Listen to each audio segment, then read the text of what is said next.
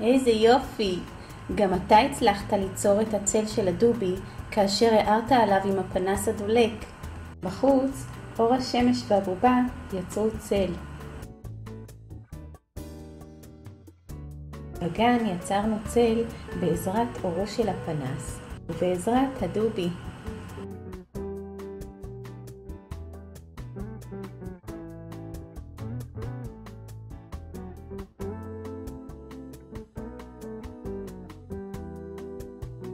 ילדים, עכשיו אתם תשחקו במשחק הצל. ילד או ילדה יחזיקו את הדובי, וילד או ילדה אחרים יחזיקו את הפנס. עכשיו העמידו את הפנס, קרבו את הדובי אל הפנס. קדימה, נסו זאת.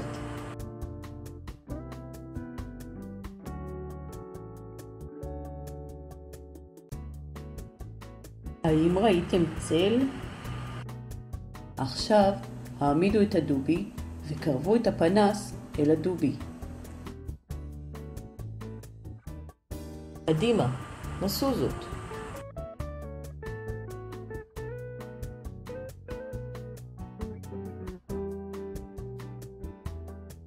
האם ראיתם צל? ילדים, האם תמיד ראיתם צל? עכשיו תצמידו את הפנס אל הדובי. קדימה, נסו זאת.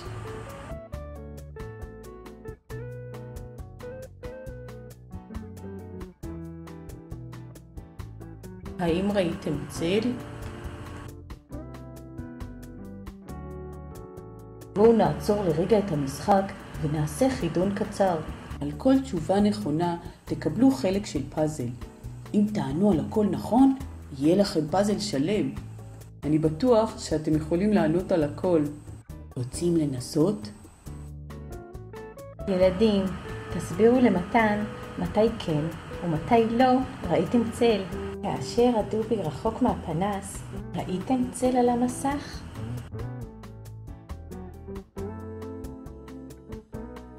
ילדים, אם ראיתם צל על המסך כאשר הדובי רחוק מהפנס, לחצו על העיגול הכחול.